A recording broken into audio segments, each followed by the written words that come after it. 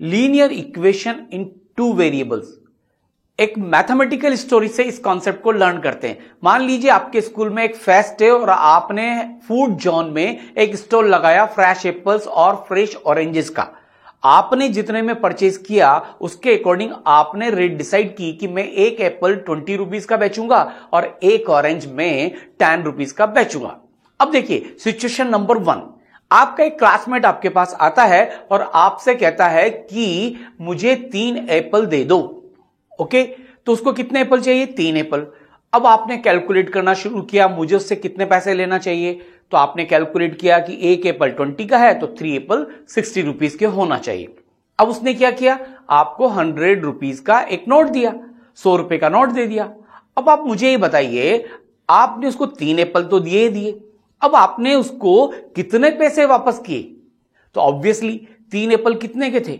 60 rupees के। Okay, और उसने 100 का नोट दिया तो हमें उसको कितना वापस करना पड़ेगा? 40। तो आपने उसको 40 और दे दिए। अब ये कुल मिलाकर क्या हो गया? हिसाब बराबर हो गया 100। यानी कि आपने 100 उसने जब दिए तो आपने उसको 3 तो एप्पल दे दिए और 40 रुपीज वापस से कैश दे दिए, तो 100 रुपीज का हिसाब हो गया। बिल्कुल ठीक बात है। अब उस बच्चे ने तीनों एप्पल ले लिए, 40 रुपीज भी ले लिए, लेकिन अब वो ये कैलकुलेट करने लगा, उसने पूछा भी नहीं, आपका दोस्त है तो, कि भाई आपने एक एप्पल मुझे कितने का दिया। तो वो कैलकुलेट करने लगा तो उसने सोचा कि अगर मान लो एक एप्पल x रुपए का होता, एक एप्पल की रेट x होती, तो 3 एप्पल के लिए कितने पैसे लगते? 3x। और 40 आपने मुझे वैसे ही दे दिए, तो ये बराबर कितना होना चाहिए? 100 होना चाहिए। तो भाई बताओ 3x + 40 बराबर 100 है, तो उसने क्या सोचा होगा? उसने सोचा होगा कि फिर यानी कि 3 एप्पल कितने के पड़े उसको? उसने सोचा होगा 3 एप्पल उसको 100 - 40, क्योंकि 100 दिए थे, 40 वापस मिल गए, तो उसको पड़े 60 रुपीज के। यानी कि 3x = 60। तो एक एप्पल कितने का पड़ा? तो एक एप्पल उसको पड़ा 20 रुपए का। ओके, तो ये है हमारे सामने सिचुएशन। अब देखो ये जो सिचुएशन है प्रैक्टिकल लाइफ की, इसको हमने जो मैथमेटिकली रिप्रेजेंट किया है, तो जरा गौर से देखो कि ये जो x हमने लिया है एप्पल की रेट, इसको हम क्या कहते हैं मैथमेटिक्स की भाषा में? इसको हम कहते हैं वेरिएबल। ये देखो भाई, ये तो कांस्टेंट टर्म है, ये कांस्टेंट टर्म, ये कांस्टेंट टर्म। तो ये जो x हमने लिया है एप्पल की रेट को सपोज किया है, ये क्या है? वेरिएबल है। ओके, और ये जो 3x + 40 + 100 जो ये मैंने लिखा है, ये क्या है? इसको हम क्या कहते हैं मैथमेटिकली? देखिए, इसको हम क्या कहते हैं? इक्वेशन कहते हैं। ठीक है, अब इक्वेशन भी कई तरह की होती है। इसमें कितने वेरिएबल नजर आ रहे हैं आपको? एक वेरिएबल नजर आ रहा है। और ये जो हमने लिखा है x = 20, ये क्या है भाई? एक एप्पल की कॉस्ट। तो इसको हम क्या कहेंगे? अगर ये इक्वेशन है 3x + 40 = 100, तो x = 20 को हम क्या कहेंगे? सॉल्यूशन ऑफ द इक्वेशन कहेंगे। क्योंकि सॉल्यूशन किसको कहते हैं इक्वेशन का? वेरिएबल की वो वैल्यू जो इक्वेशन को सेटिस्फाई करे। देखो, एक एप्पल 20 का आया, सेटिस्फाई करेगा। 3 × 20 यानी कि 60 + 40 यानी कि 100। ओके, अब गौर करो इस वेरिएबल की डिग्री कितनी है। ये देखो वेरिएबल ये रहा आपके सामने। डिग्री का मतलब जानते हो ना? पावर। कितनी पावर है? मुझे तो 1 नजर आ रहा है, क्योंकि जब पावर 1 होती है हम कुछ भी नहीं लिखते, तो इसकी पावर 1 है। और याद आया आपको, पॉलिनोमियल्स में हमने पढ़ा है, जब वेरिएबल की पावर हाईएस्ट पावर 1 हो तो हम उसे क्या कहते हैं? बताओ भाई, अगर डिग्री 1 है तो हम उसे क्या कहते हैं? लीनियर पॉलिनोमियल कहते हैं। तो इक्वेशन जिसमें वेरिएबल की हाईएस्ट पावर 1 है उसे हम क्या कहेंगे? बहुत सिंपल, लीनियर इक्वेशन। ओके, तो देखो हमने ये तो लर्न कर लिया कि इस इक्वेशन को हम लीनियर इक्वेशन क्यों कहते हैं, क्योंकि इसमें वेरिएबल की पावर 1 है। अब बताओ भाई कितने वेरिएबल्स इन्वॉल्व है? ऑब्वियसली सिंगल वेरिएबल है, 1 वेरिएबल है। तो इस पूरी इक्वेशन का हम नाम क्या देंगे? हम नाम देंगे लीनियर इक्वेशन इन 1 वेरिएबल। ओके, क्यों बोला? देखो वेरिएबल की पावर 1 है तो इसलिए हमने इसको बोला लीनियर इक्वेशन। ओके, और इसमें सिर्फ एक वेरिएबल है x, इसलिए हमने इसको बोला लीनियर इक्वेशन इन 1 वेरिएबल। अब तो आपको समझ में आ ही गया होगा कि लीनियर इक्वेशन क्या है, सॉल्यूशन क्या है, इसकी डिग्री क्या है। ओके, और ये जो डेफिनेशन है ये इसकी फॉर्मल डेफिनेशन है, ये आपको याद होना चाहिए। वैसे तो आप खुद भी लिख सकते हो लीनियर इक्वेशन का मतलब क्या है। लीनियर का मतलब जिसमें जो वेरिएबल है उसकी पावर कितनी होना चाहिए? 1, और 1 वेरिएबल का मतलब एक वेरिएबल। कभी कभी पूछा भी जाता है एग्जाम में डेफिनेशन भी। तो देखो, an equation having only 1 variable यानी कि लीनियर के लिए with highest power 1 is called a linear equation in 1 variable. अब आइए सीन नंबर 2। मान लीजिए दो क्लासमेट्स आपके पास आते हैं आपके स्टॉल पर, और पहले क्लासमेट ने आपसे कहा कि मुझे एक एप्पल दे दो और एक ऑरेंज दे दो। अब आपने एक एप्पल और एक ऑरेंज कैलकुलेट किया, 20 + 10 यानी कि मुझे कितने इनको देना चाहिए, कितने मांगना चाहिए। तो ऑब्वियसली आपने कहा भाई 30 रुपए दे दो, 30 रुपीज दे दो। ओके, फिर दूसरे क्लासमेट ने कहा मुझे एक एप्पल दे दो और 4 ऑरेंजेस दे दो।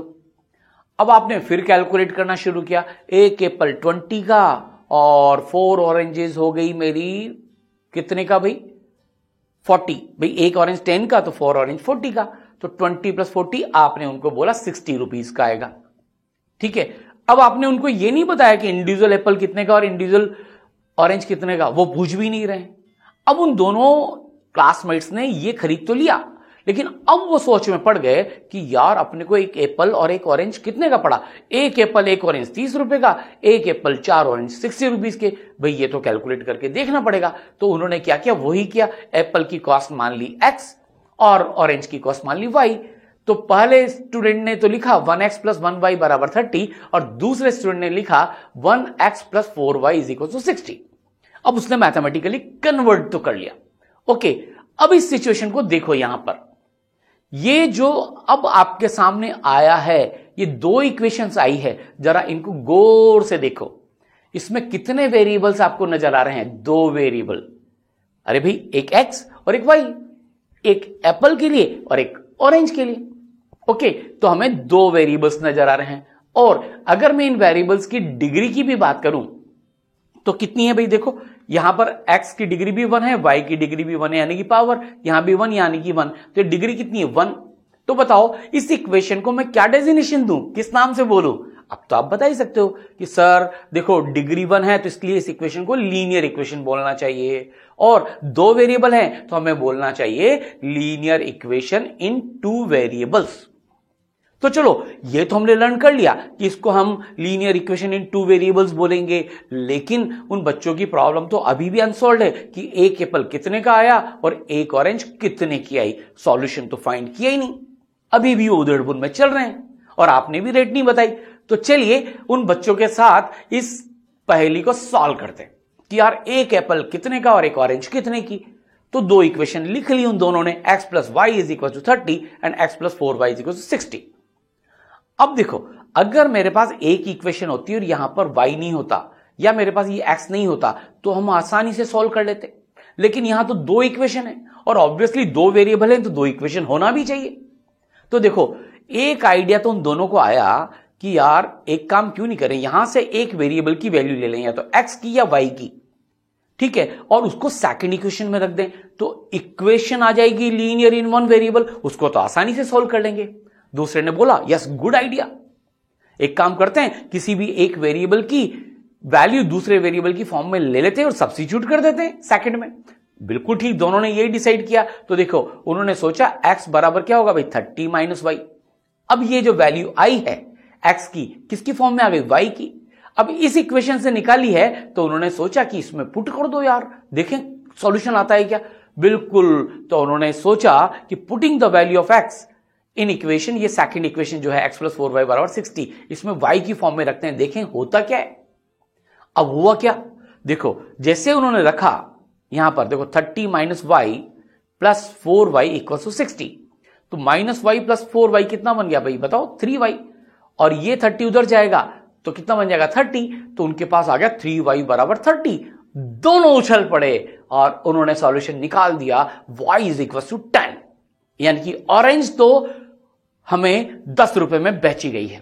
बिल्कुल ठीक है। अब इससे एप्पल की कॉस्ट कैसे निकालें, यानी कि x कैसे निकालें। अरे भाई तो ये रही ना x = 30 - y, वापस से सब्स्टिट्यूट कर दो इस वेरिएबल की वैल्यू, तो देखो ये आ गया x = 30 - 10 यानी कि 20, यानी कि एप्पल की कॉस्ट भी आ गई 20। अब देखो मजा, ये जो मेथड हमने लर्न किया है उसे मैथमेटिकली क्या बोलते हैं, सब्स्टिट्यूशन मेथड। कौन सा मेथड कहते हैं, सब्स्टिट्यूशन मेथड। और ऑब्वियसली सब्स्टिट्यूशन मेथड कहेंगे भी सही, क्योंकि हमने क्या किया, एक वेरिएबल की वैल्यू ली दूसरे वेरिएबल की फॉर्म में और इसको सब्स्टिट्यूट कर दिया सेकंड इक्वेशन में। तो सब्स्टिट्यूट करके हमने 2 वेरिएबल की इक्वेशन को सिंगल वेरिएबल में कन्वर्ट कर दिया और आंसर निकाल लिया। ओके, ठीक बात है। लेकिन अब उन बच्चों को एक और स्टूडेंट मिला, उसने कहा यार इसको है ना सॉल्व करने का एक और मेथड है। गौर से देखो दोनों इक्वेशंस को, क्या हम किसी एक वेरिएबल को एलिमिनेट कर सकते हैं कुछ मल्टीप्लाई करके, ऐड करके, सेपरेट करके? दोनों ने कहा हाँ यार कर तो सकते हैं। अब दोनों ने दिमाग लगाना शुरू किया, ये x और ये x, ये y, ये 4y, अगर मैं दोनों को ऐड करूंगा तो 2x आएगा, लेकिन सब्ट्रैक्ट करूंगा तो ये x तो कट जाएगा, एलिमिनेट हो जाएगा बस। तो उन्होंने कहा इसको सेपरेट कर देते हैं। अब सेपरेट किया 1 में से 2 इक्वेशन को, तो भाई ये क्या आया, x minus x plus y minus 4y is equal to 30 minus 60। x minus x तो क्या बन गया भाई 0, y माइनस 4y क्या बन गया बताओ माइनस 3y, और 30 माइनस 60 क्या बन गया माइनस 30। तो क्या इक्वेशन बन गई, देखो ये तो 0 आ गया, ये माइनस 3y आ गया, ये माइनस 30 आ गया, तो हमारे पास इक्वेशन क्या बन गई, देखो हमारे पास बन गई 0 plus minus 3y is equal to minus 30, यानी कि 3y इज इक्वल टू 30। सीधी सी बात है, देखो ना यार, ये माइनस 3y, ये 0, ये माइनस 30, तो माइनस माइनस कैंसिल, तो ये कितना बन गया 3y इज इक्वल टू 30, तो y इज इक्वल टू 10। मिलाओ हाथ, फिर ऑरेंज की रेट डिसाइड हो गई ₹10। Okay, enjoying. अब देखो ये ₹10 आई, इसको कहां रखूंगा, अरे भाई कहीं भी रख दो, यहां रख दो, यहां रख दो, यहां पे 10 रखूंगा तो देखो मेरे पास क्या आ गया बताओ, x बराबर बताओ भाई 30 माइनस वाई यानी कि 30 माइनस 10 यानी कि 20। तो मेरे पास देखो एप्पल की कॉस्ट फिर से वही आ गई। तो यार इस मेथड को क्या बोलेंगे फिर अपन मैथमेटिकली, इस मेथड को बोलेंगे एलिमिनेशन मेथड या elimination method by equating the coefficients. In coefficients को इक्वेट करके सब्ट्रैक्ट या ऐड करेंगे सिचुएशन के अकॉर्डिंग। अगर यहां पे प्लस था दोनों तो सब्ट्रैक्ट करेंगे, माइनस होता तो ऐड करते, कुल मिला के एलिमिनेट करना है। ओके, इस तरह के कुछ और अलजेब्रिक मेथड्स भी हैं, लेकिन इसका ज्योमेट्रिक इंटरप्रिटेशन क्या है इन दो इक्वेशंस का, जरा ये भी देखें इस स्टोरी का ज्योमेट्रिक ग्राफिकल इंटरप्रिटेशन क्या है, इसका मीनिंग क्या है, इसके बारे में जरा जानने की कोशिश करते हैं। रिकॉल करो x plus y is equal to 30, ये किसको रिप्रेजेंट करती है, एक स्ट्रेट लाइन को। याद करो प्रीवियस क्लासेस में हम पढ़ चुके हैं इनके बारे में। तो ये दो स्ट्रेट लाइंस हैं, अगर हम इनको ड्रॉ करें और अगर ये जिस पॉइंट पर इंटरसेक्ट करेगी वो इनका कॉमन सॉल्यूशन देगा। तो चलिए हम ये काम शुरू करते हैं। सबसे पहले equation number 1 x plus y equal to 30 के लिए एक टेबल बनाते हैं। याद आ रहा है आपको ग्राफ ड्रॉ करने का मेथड। सबसे पहले हम एक इसमें लिखेंगे x और इस y को क्या लिखूंगा मैं 30 माइनस एक्स यहां पर। अब देखो, अब मुझे x की वैल्यूज इस तरह से लेनी है कि y की वैल्यूज मेरे पास इंटीजर आ जाए ताकि मैं इजीली ग्राफ ड्रॉ कर सकूं। तो एक काम करता हूं यार 30 माइनस एक्स से x 30 रखता हूं। तो बताओ भाई y की वैल्यू क्या आएगी, y की वैल्यू 30 माइनस 30 यानी कि 0। दूसरी वैल्यू में क्या रखूं जी, दूसरी वैल्यू मुझे लग रहा है कि मुझे रखना चाहिए 0, सबसे आसान होता है। 0 रखूंगा, x की वैल्यू तो y की वैल्यू 30, तो ये लीजिए x की वैल्यू 0 तो y की वैल्यू 30। ओके, ये पहली टेबल आ गई। 2 पॉइंट मैंने लिए, मैं चाहूं तो 3 पॉइंट भी ले सकता हूं। ओके, लेकिन तीनों पॉइंट एक ही लाइन में आना चाहिए और आएंगे भी सही, लेकिन 2 पॉइंट से काम चलाएंगे क्योंकि लाइन ड्रॉ करने के लिए मिनिमम 2 पॉइंट्स की जरूरत होती है। चलिए बहुत बढ़िया, अब हम इस इक्वेशन की बात कर लेते हैं x प्लस 4y बराबर 60। अब देखो एक तो ले लेते हैं x और एक इस y को क्या लूंगा मैं बताओ 60 माइनस एक्स अपॉन 4, ये लिया। अब बताओ x की वैल्यू यार 60 ले लूं ताकि 60 माइनस 60 0 हो जाएगा। तो देखो इंटेलिजेंटली लेना चाहिए, तो ये 60 तो ये 0। अब मैं x लूं 0 तो 60 बाई 4 15, यस अच्छा कोऑर्डिनेट हमारे पास आएगा। तो x 0 तो y 15। अब क्या करना चाहिए, दोनों टेबल को सजा लो और ग्राफ ड्रॉ कर दो। ये लीजिए, पहले दोनों एक्सिस ड्रॉ कर दिए, फिर इन पर मार्किंग कर दी और y एक्सिस पर भी मार्किंग कर दी। अब क्या करना चाहिए, हमें जो नंबर लेना चाहिए स्केल इस तरह से लेना चाहिए कि x की वैल्यू तो देखो कहां तक जा रही है 0 30 60 0, यानी कि 0 से लेकर 60 तक जाना चाहिए। और y की वैल्यू देखो कहां तक जा रही है 0 30 0 15, यानी कि 30 तक तो मिनिमम जाना चाहिए। ओके, समझ में आया। इसलिए हम ऐसा स्केल लेंगे और मान लीजिए एक यूनिट को मैं 10 से रिप्रेजेंट करता हूं, तो नंबर्स कैसे दिखेंगे, ये देखो 10 20 30 40 50 60, हर चीज का लॉजिक है। और इसके नेगेटिव साइड में जाऊंगा तो आपको भी पता है राइट, नंबर्स आ जाएंगे। और y पर क्या लिया मैंने 10 20 30, तो मैंने पूरा मार्क कर दिया नेगेटिव और पॉजिटिव। ओके, क्लियर है? अब बताओ भाई, सबसे पहले तो इस इक्वेशन के लिए लाइन ड्रॉ करना है। पहला पॉइंट क्या है? 30,0। 30,0 का मतलब क्या है? X coordinate 30, y coordinate 0। X y graph पर कहां आएगा? ये एप्पल वाला है, ये ऑरेंज वाला है। तो बताओ, एक्स तो 30 है तो मुझे कहां जाना चाहिए? यहां पर। और वाई 0 है तो यहां पर आना चाहिए। तो ये देखो मैंने प्लॉट किया और ये पॉइंट आ गया। दूसरा पॉइंट बताओ जी, 0,30, यानी कि x तो 0 0 रहेगा तो जो भी चलेंगे यहां चलेंगे और यहां पे 30 आना पड़ेगा। तो ये रहा मेरा पॉइंट। आया समझ में? अब क्या करना चाहिए? दोनों को ज्वाइन कर दो। ये स्ट्रेट लाइन आ गई x प्लस वाई बराबर 30। इस पर मौजूद हर पॉइंट इस इक्वेशन को सेटिस्फाई करेगा। ओके, अब आ जाइए इक्वेशन नंबर 2 के लिए। 60,0 यानी कि x तो 60 और y 0, यानी कि यहां तक आना पड़ेगा। ये लीजिए मेरा पॉइंट आ गया। दूसरा पॉइंट क्या है? 0,15, 0 से चलो 15 तक, ये लीजिए, ये आ गया। अब ये पॉइंट और ये पॉइंट को ज्वाइन कर दीजिए। ये लीजिए, x प्लस 4y बराबर 60। अब भाई ये जो दोनों इक्वेशंस हैं, ये जो लाइन है ये तो इस इक्वेशन को रिप्रेजेंट कर रही है और ये जो ब्लू लाइन दिख रही है ये इस इक्वेशन को रिप्रेजेंट कर रही है। इस लाइन पर मौजूद हर पॉइंट इसको सेटिस्फाई करता है और इस लाइन पर मौजूद हर पॉइंट इसको सेटिस्फाई करता है। तो भाई ये जो कॉमन पॉइंट ऑफ इंटरसेक्शन आया है इन इंटरसेक्टिंग लाइंस का, ये जो लाइन से इंटरसेक्ट कर रही है कितने पॉइंट पर? एक पॉइंट पर। इनका जो पॉइंट ऑफ इंटरसेक्शन है ये देखो जो मैंने मार्क किया यहां पर, ये क्या रिप्रेजेंट करता है? ये रिप्रेजेंट करता है एक्स और वाई की उन वैल्यूज को जो साइमल्टेनियसली इस लाइन पर भी है और इस लाइन पर भी है, यानी कि इन दोनों को सेटिस्फाई करती है एक्स और वाई की वैल्यू। तो ये जो इंटरसेक्शन पॉइंट है, it gives us the common values which simultaneously simultaneously both the equations, यानी कि एक ही पॉइंट ऐसा है इस सिचुएशन में जो दोनों लाइन पर साइमल्टेनियसली लाई कर रहा है। तो वहीं से हमें एप्पल और ऑरेंज की रेट मिलने वाली है। समझ में आ गया?